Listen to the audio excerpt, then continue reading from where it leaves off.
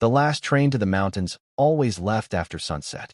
It moved slowly toward the dark spine of the Carpathian Mountains, its metal sides scarred by decades of winters. Locals avoided that route. Tourists never noticed it. But those who truly belonged to the mountains knew something strange about the final train. It never arrived exactly where it was supposed to. Marta hadn't planned to return to her village. After her grandmother's death, the wooden house near the forest became hers. She delayed the journey for months, until the letters started coming. No sender, no stamp, her name written in ink too pale to be black. Inside each envelope was a single sentence. You forgot the promise.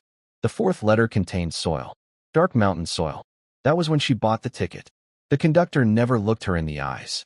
When he punched the ticket, his fingers brushed her hand. They were not winter cold.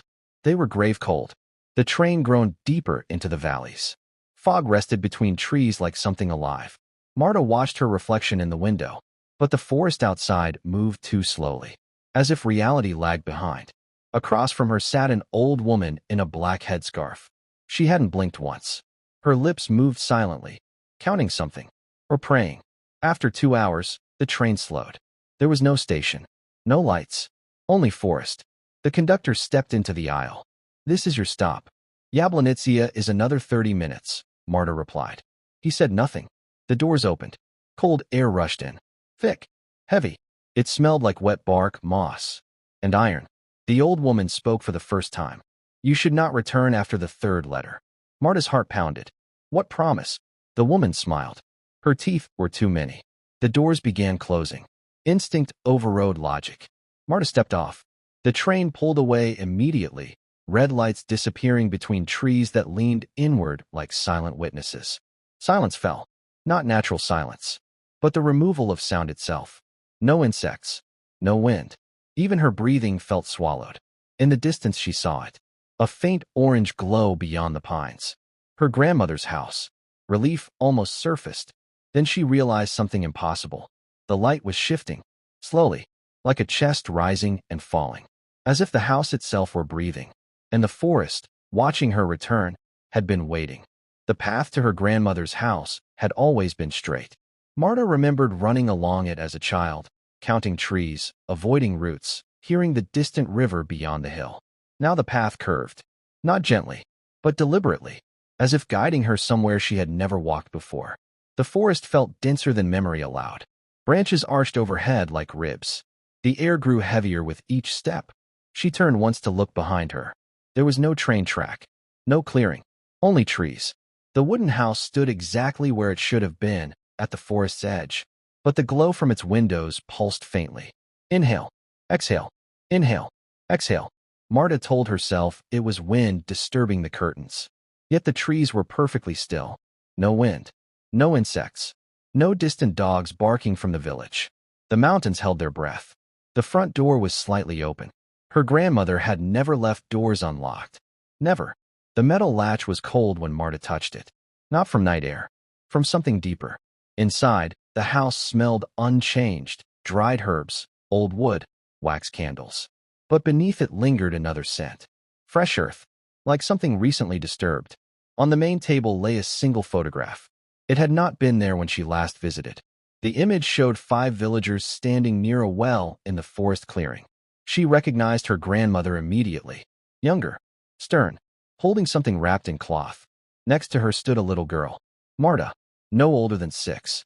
Her own childhood face stared back at her, but the expression was wrong. She wasn't smiling.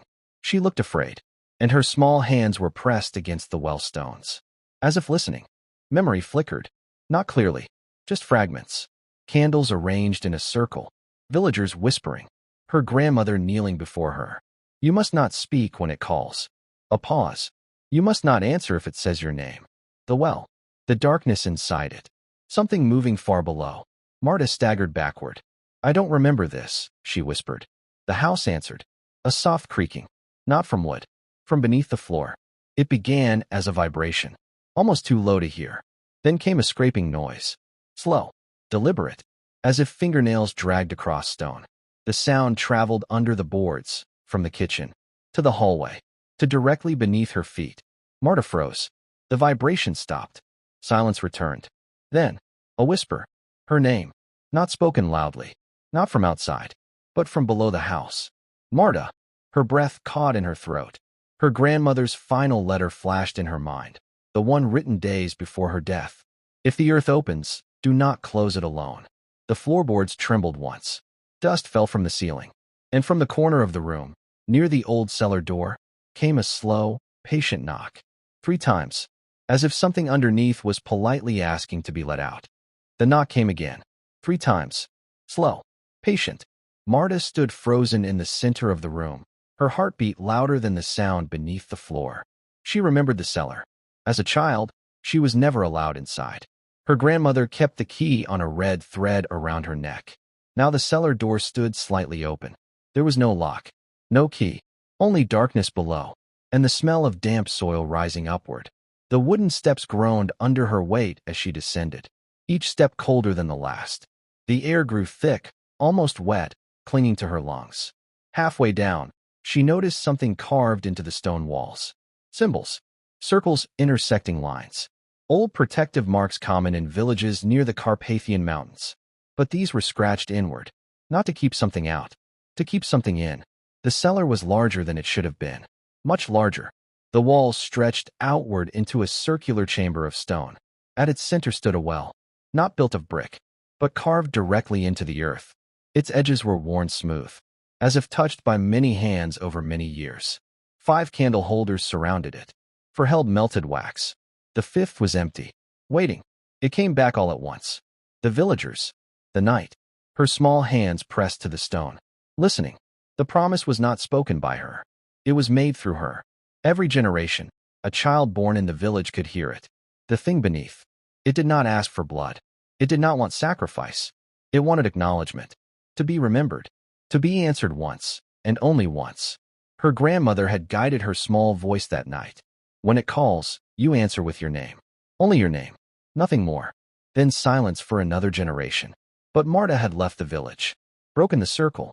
No answer had come when it called, so it followed her back. The whisper rose again from the well. Closer now. Clearer. Marta. The voice was not male or female. Not young. Not old. It sounded like earth shifting, like roots twisting in deep soil. The chamber trembled lightly. Dust fell from above. The 5th candle ignited on its own. Her grandmother's final warning echoed in her mind. If the earth opens, do not close it alone.